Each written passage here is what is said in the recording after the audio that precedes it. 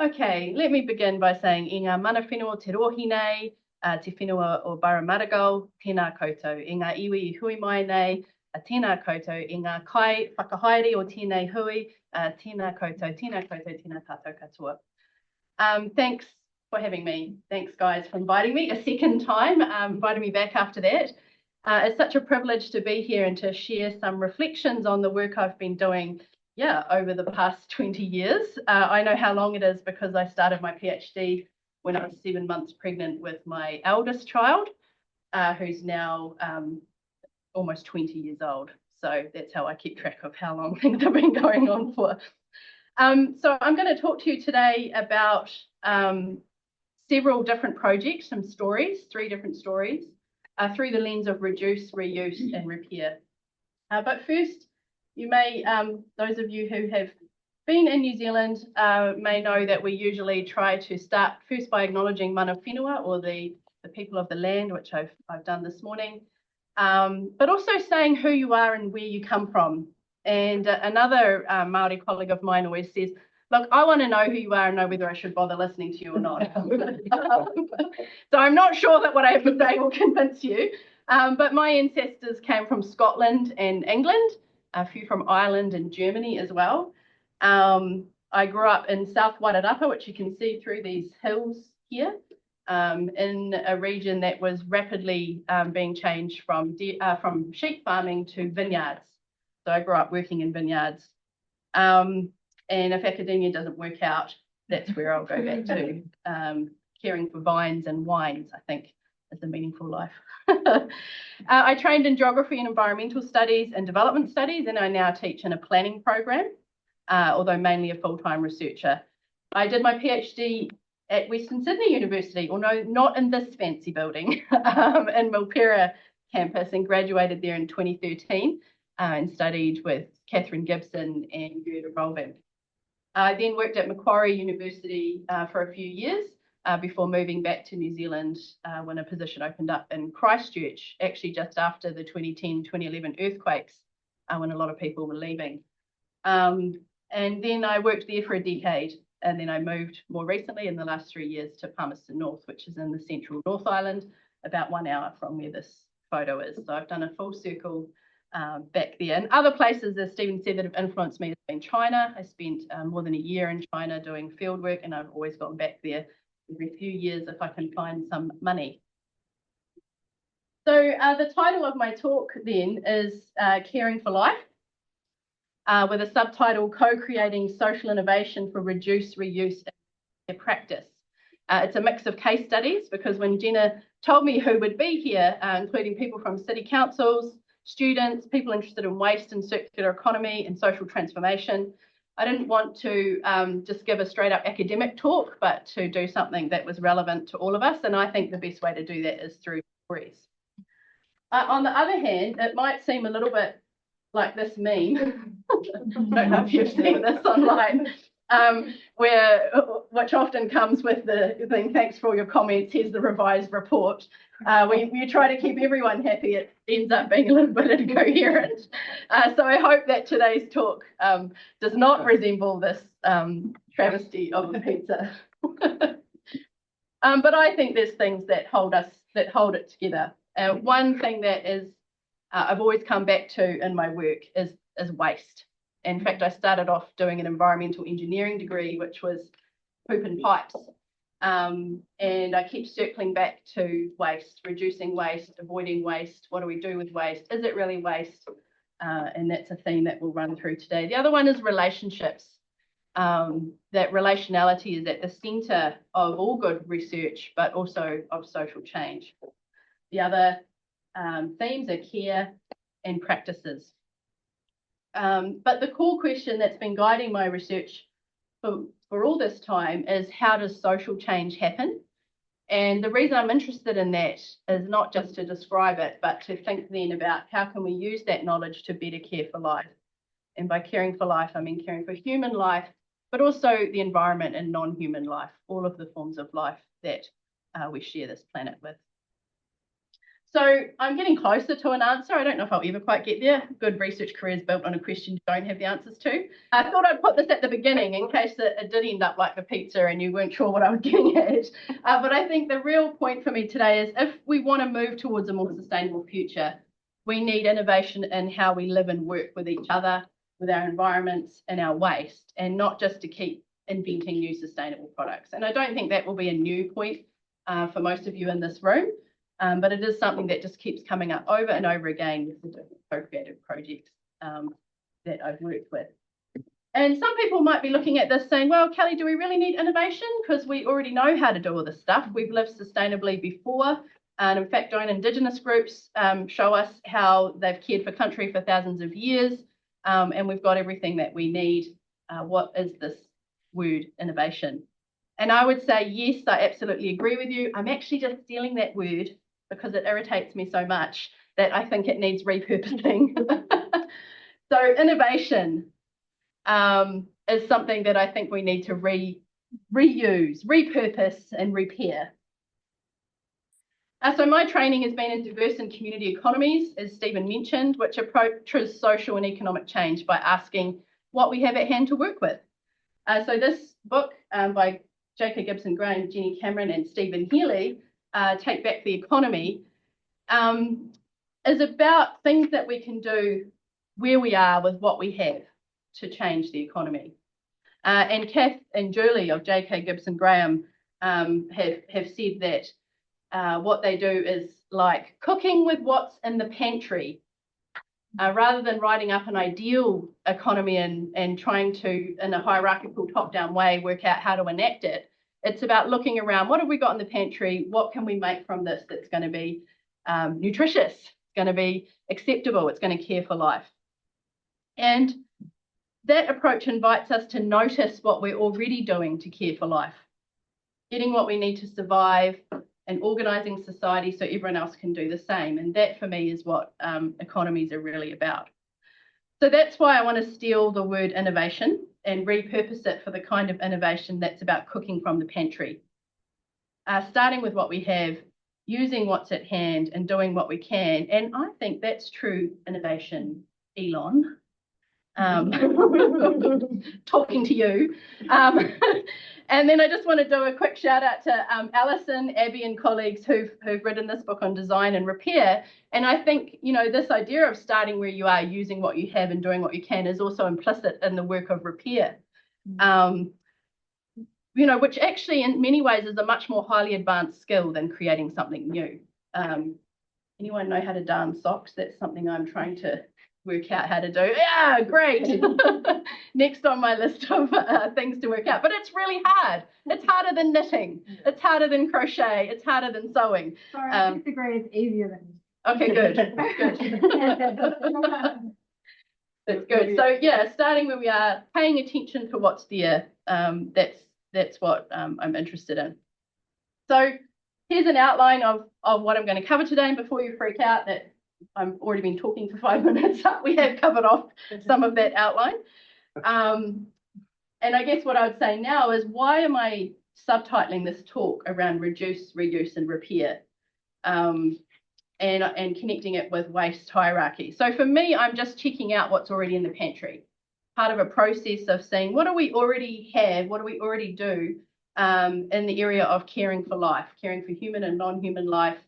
What do we already have around innovation for reducing, reusing and repairing? How do we already have skills in reducing our use of harmful materials? How do we already know how to reuse what we can, whether that's durable goods or food scraps, which I'll talk a bit about? And how do we already know how to repair, not just objects, but relationships with the land and each other? So one of the things that I've found is funded academic research in circular economy often focuses on technological innovation, AI, biomaterials, bioplastics, and often doesn't necessarily consider the social practices needed to make these things work. For example, if you invent compostable bioplastics, who is going to compost them? Who is going to do the work of working out whether that product can even be turned into decent compost? How are you going to get that thing into compost, for example. There's a lot of social practices involved in circular economy.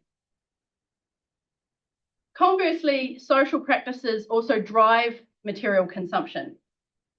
Consumption over the last few decades and longer has become a way to express cultural identity and social identity. And what that means for us is that shifting away from high energy, high waste norms is really challenging because it challenges people's sense of identity, their core of being. And we have to acknowledge that. And that is why social innovation is essential. So the case studies that I'm going to cover are also examples of care and social innovation at different scales. The first one, reduce, is at the household scale, reducing disposable nappy use and water consumption. The second one on reuse is at the city scale in the city of Ōtautahi Christchurch in the South Island of New Zealand, a community initiative there. And the third one, repair, is at the scale of the nation state or country, training future planners to repair relationships between Indigenous and settler communities. And then I'll finish up with some reflections on where to next, my current project on reduce, reuse and repair, which partners with the Zero Waste Network of Aotearoa, New Zealand, Parakori, which is an Indigenous zero waste network, and Repair Network Aotearoa. And the theory behind this work is that since consumer identity has partly driven the expansion of waste, it's important to explore how people develop identities around practices of care, of reducing, reusing and repairing, and not as isolated individuals, but in collectives. So that's what we're doing in that project. Finally, I've called this talk Co-Creating for Social Innovation, because each example that I'm going to speak about today involves co-creation in some way, between parents and children, between communities and enterprises, between educators and students and community partners, all of us working together for change.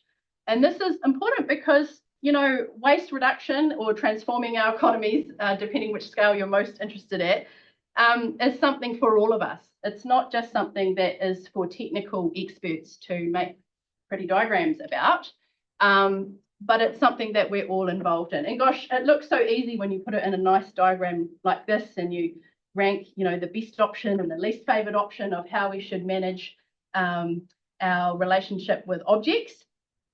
And, you know, this diagram's from the Ministry for the Environment in New Zealand. It's the waste hierarchy. Is it similar to what you would use here in Australia? Yeah. And so the idea is that that upper part of the diagram, which is where I'm focusing my work, is circular management. And then the bottom part of the diagram is waste management. And for those of you who are working in councils, you know, often councils are responsible for waste management and are not responsible for circular management. So some of the work we've been doing is trying to think about, well, how do we all move up the waste hierarchy into some of these things up here, rather than being stuck down with managing the waste that people have created. Yeah, and the hierarchy and the use of the term management kind of implies that someone else should be doing this out there to us and for us. But as you can see from all of these practices, they're all deeply embodied. They're all relational. They're all things that we can all be involved in, whether in our sort of lives as consumers, but also our work, whether you're a designer, a manufacturer, a thinker, a consumer, you're in an activist collective, you're an individual deciding what to do with your banana peel, or you are someone that cares for the environment. All of us are involved in this waste hierarchy. But let's start with what we have at hand. So the main point for this introductory section then is that sustainability requires social innovation, not just technological fixes. And by technological fixes, I also include technological fixes that tell us how we're supposed to do things, but without giving us the personal kind of connection and relationship to it. And then the second point is that reduce, reuse and repair are essentially social practices that transform relationships, not just with things, but with each other and the world around us. So let's get into the first case study. The first case study may seem a bit quirky. It's taken directly from my work in Northwest China and comes from the book that Stephen has just told you about called Caring for Life. I found somewhere in Australia that sells it, so that's where the QR code goes, because I don't have any copies left either. And this work was based on research that I did in China and Australia and New Zealand during the time of my PhD, and that I followed up since then when I wrote this book. So it's based on a tradition of infant toileting, a traditional Chinese practice of infant toileting, where caregivers learn babies' signs for when they're about to eliminate waste. I never know which context I can just use pee and poop and which context I need to use like formal medical terms. I'm going to go with pee and poop with you guys if that's all right. This practice is known as ba niao, ba haide niao niao, which means to hold out a baby to wee. And it's just a normal everyday practice. When I did my research, it was 2006, 2007 and 2009 in the far west of China. So just acknowledging that different parts of China have different trajectories in terms of how they manage hygiene, and this is particular to that place. But I do think it has broader relevance. So this traditional practice, as the caregiver responds to the baby's signs that they're about to go and holds them out, that becomes reinforced. And then eventually the baby's able to start intentionally signaling when they need to go, because that relationship has been reinforced through response. And one of the effects of this is that the need for nappies is radically reduced. So Procter & Gamble did some research when they were trying to infiltrate the market, and they found in their research in 2010 that most families that used disposable nappies only used one a day, and that was overnight. And the rest of the day they were practicing ba niao. And that was not because, they didn't feel that nappies were necessarily more convenient, because once you get started on this, it's not that hard. It's about listening to what a baby needs and responding in the same way that you would when the baby's hungry or the baby needs to sleep or the many other things you're responding to with babies all day long. It's just one more thing to respond to. So Procter & Gamble had some trouble trying to introduce disposable nappies because there was a resistance there in how that would happen. And they quickly realised, I think, unfortunately, that a cultural shift was required. And the way they did this is a little bit of a tangent, but I think you'll be interested. The way they did this was to do some research, and they found that babies that were a disposable nappy overnight slept 30 minutes longer on average than babies that didn't. And then they connected that with that sleep helps babies' brain development. And then they connected that with your baby will be smarter if it's in disposable nappies because it's getting more sleep. So none of those are technically untrue, but I just thought it was a bit of a snarky marketing strategy that took a practice that works very well and replaced it with a practice that doesn't work very well, holds waste against a baby's body, leads to skin problems for babies, and is quite different. Acknowledging all the work involved, of course, that, and no judgment on people using nappies. I'm a nappy user as well. But where the innovation comes in was a group of Australian and New Zealand families that were trying to adapt and adopt this practice into a very different cultural context, where this wasn't the cultural norm, it wasn't set up. There's quite different understandings of what's appropriate in public, of what a baby's capable of. And this is where the innovation came in. And this innovation came because people were really interested in the environmental significance of the practice. They wanted to reduce the use of disposable nappy waste, but also recognising some of the problems with reusable nappies. And this was particularly true in the Australian context, where water use is an issue for washing lots of nappies, and also that many of the modern cloth nappies use microfiber and shed microplastic through water as well. So people were concerned about those things and wanted to be able to reduce their washing. So the parents co-created this infant toileting practice between their own children and themselves, but also via online communities where they shared very detailed tips and tricks of how they would hold the baby. This is a special hold here at the top for a newborn baby.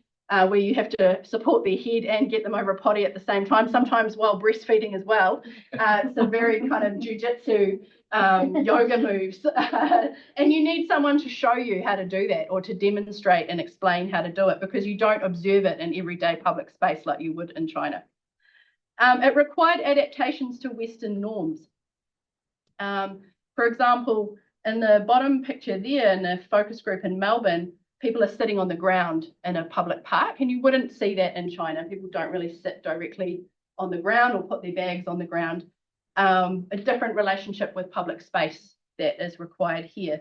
That means that the hygiene norms in Australia and New Zealand focus on containment of waste rather than separation of spaces.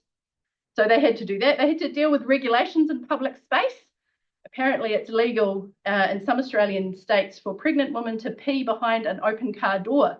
If you ever need that information, doesn't count as public exposure. But, you know, does this count as public exposure? Does the kinds of things here have problems with regulation here? And so they were innovating around adapting this to different spaces. So the key insight for me is that embodied and nitty-gritty social innovation can reduce waste, resist consumerism. It doesn't rely necessarily on a product to fix a problem, but a practice that is innovated and embodied and changes over time. So that's what I learned from that case study. There's lots you can find out more here, because it was a long time ago that I started working on this, but the blue highlighted ones are the public facing ones if you're interested in seeing something else about that. You were able to click on the OK so that it doesn't show the Oh, yeah. Thanks. No worries.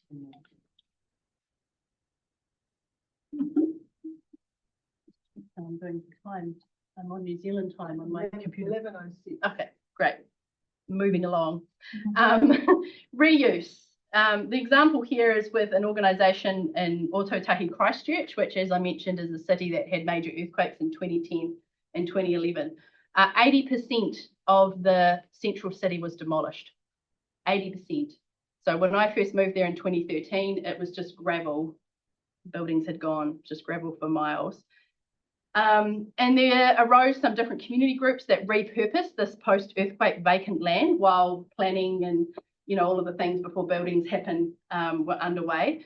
And they repurposed them, people repurposed them for art projects, for gardens, for small businesses, food trucks, different kinds of festivals.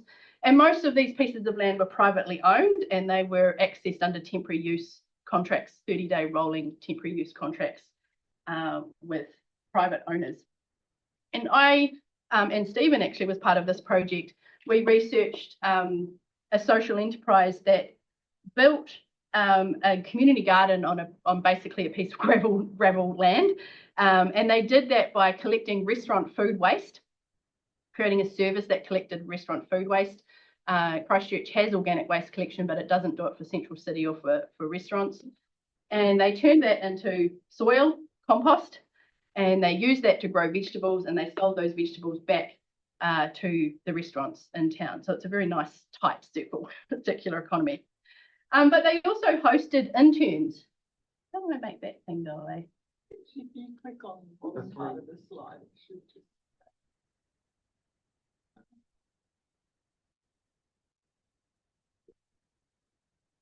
That's all right. You guys are all right with that. The three dots up top might also work. Okay. I know there is something there. There we go. Thank you. Yeah. So the other interesting thing about this organisation is that they hosted interns. So they hosted youth who were not in school or training and youth who were going through the justice system. And the context for this was that it was started by a social worker and a permaculture farmer. And at the time, post-earthquake Christchurch, there was huge demand for youth mental health care, going through the roof. The wait list for a crisis appointment, this is when things are desperate and someone needs to act, was 8 weeks. And so there just wasn't even any space for ordinary mental health care if it wasn't in crisis moment. So they tried to incorporate mental health care into their internships. So they did gumboot yoga, People were given breakfast in the morning and invited to ask each other whether they'd eaten or not, as a practice of attentiveness. Young people working outdoors in the sunshine, hands in soil, social connection, all of these things shown to improve mental health, even without therapy.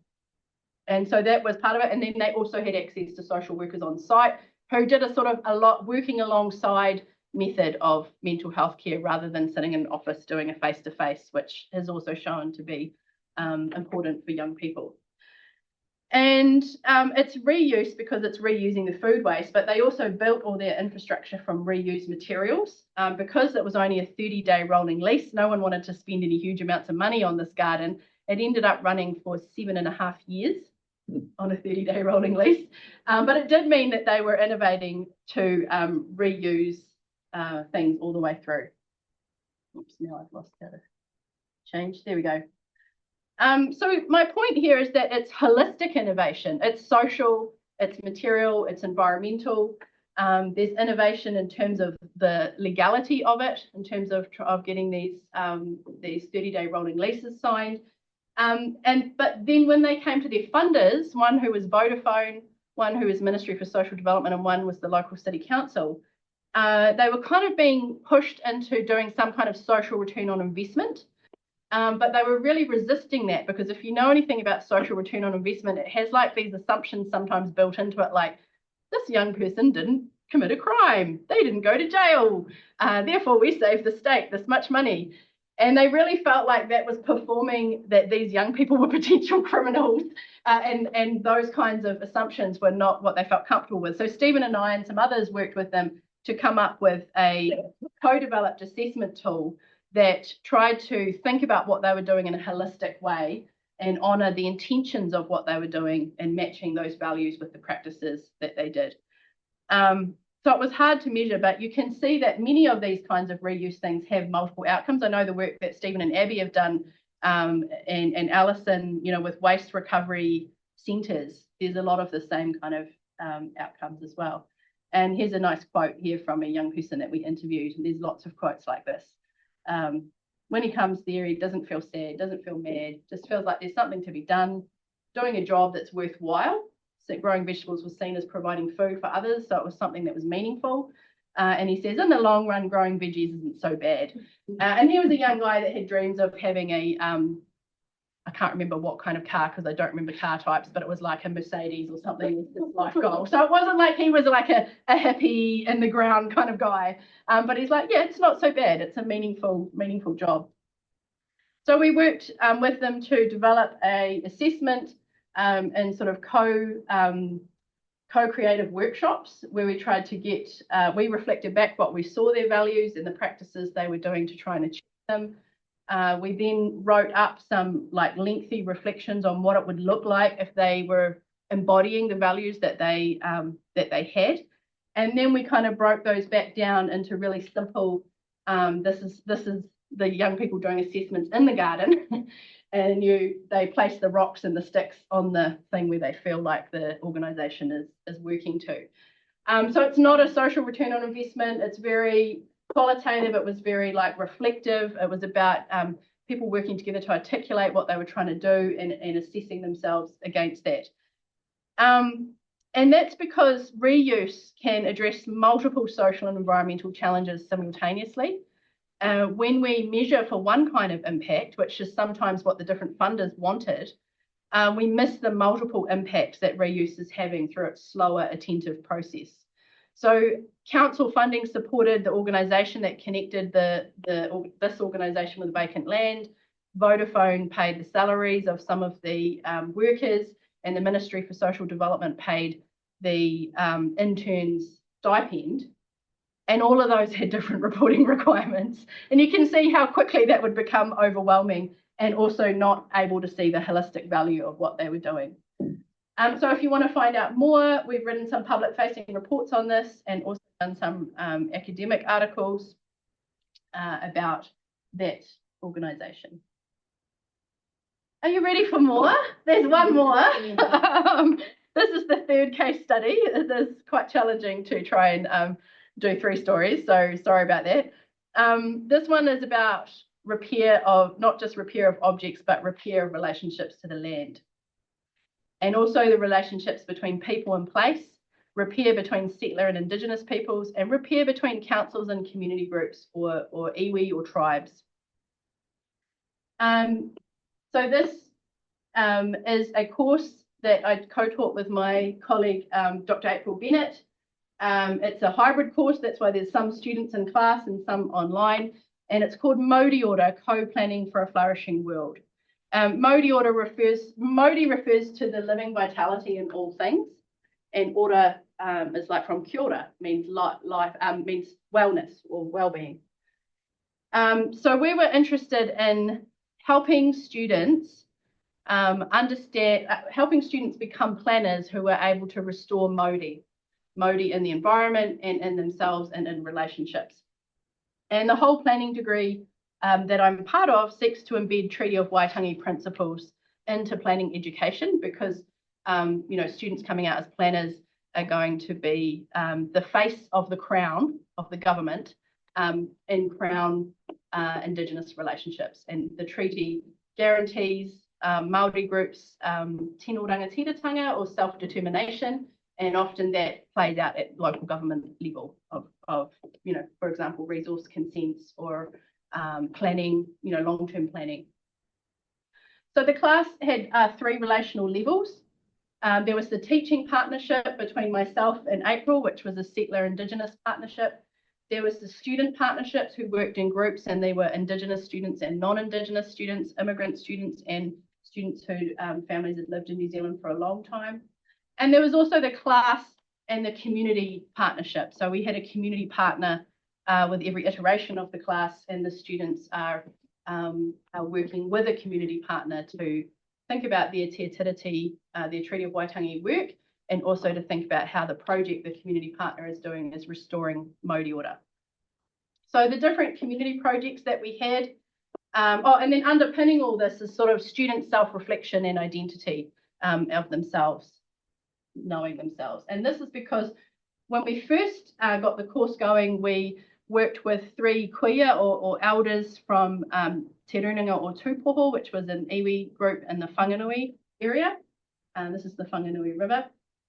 And we said to them, okay, well, we're going to partner together on this project, and the students are going to help, you know, think about urban regeneration project that you're part of. What do you want in return for that? How can we demonstrate a reciprocal relationship with you so you get something out of this? And Whaia Mariana said, what we want from you is we want the students to know themselves. And I was like, kind of just thinking like a report or something. So anyway, I'll give that a go, students to know themselves. And then later on in the course, when she spoke to the students, she said, knowing yourself is where Mōriotra comes from, or vitality and well-being. And so that was the challenge that was laid down to us to design a course where we could teach students to know themselves. And we're not psychologists, we're not therapists, we're not really sure how to do that, but we tried our best to do that.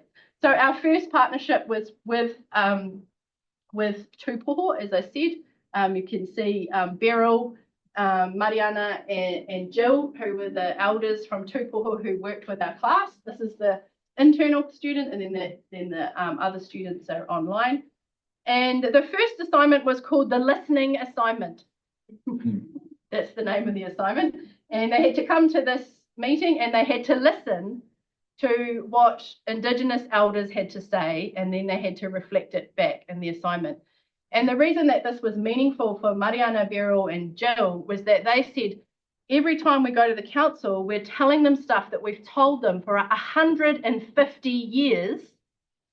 And every time we go there, there's a different person who we have to start from the beginning and explain it again. And of course, we're feeling a bit angry. We're feeling a bit frustrated, and that anger and frustration comes out. And then you get a young person who's a planner like, whoa, whoa, whoa, whoa, whoa, or white lady tears, or whatever the response is. And they said, you know, the planners in New Zealand have to be able to hold that. They have to be able to stand there as representatives of the Crown. It's not about you. And to hold the space and hear the hurt, and hear the history, and hear also the Māori, the things that work. So that's what the assignment was about. We emphasised showing up, I mean, how's this for showing up? We're all crowded in here. Showing up, listening for mamai, which means hurt or disappointment, and listening for mauri. The students produced a generative critique of the work that the City Council was doing, in this case with Tūpoho, and our other one, a different partnership. And the reason it's a generative critique is often these are fourth year students, often what we teach our students is how to critique. And they get to fourth year and you give them a community project and they tell you all the things that are wrong with it. And that isn't the way to deal with community partners who are giving up their time to come to class and help you train the next generation of planners. So we really invited them to listen, to give a generative critique, to build on what was already there, to start with what was there, and to suggest next steps that they might like to take in a generative way.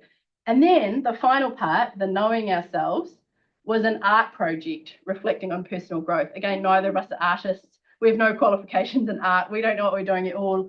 But what we invited the students to do was produce a piece of art that reflected on Māori ora and their personal journey as either tangata tiriti, a person there by treaty, or tangata whenua, a person who's Indigenous to the land, and to reflect on their own journey through their planning degree or through this course in a piece of art. And you can see it's incredible artwork. This is a Padlet, so you can just keep scrolling all the artwork that they've put up there to share with each other. And then they've all commented on the artwork for each other, so that creates that kind of community there.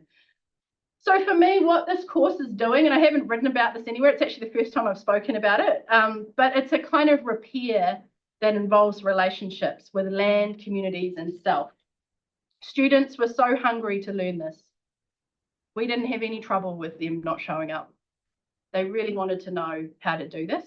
And having a real community partner helped them prioritise showing up, because it wasn't just me making up some activity for them to do. It was like, this is a real thing. This is real people. We're doing a generative critique that's going to help them decide what to do next. So the work was meaningful, which I think was really important.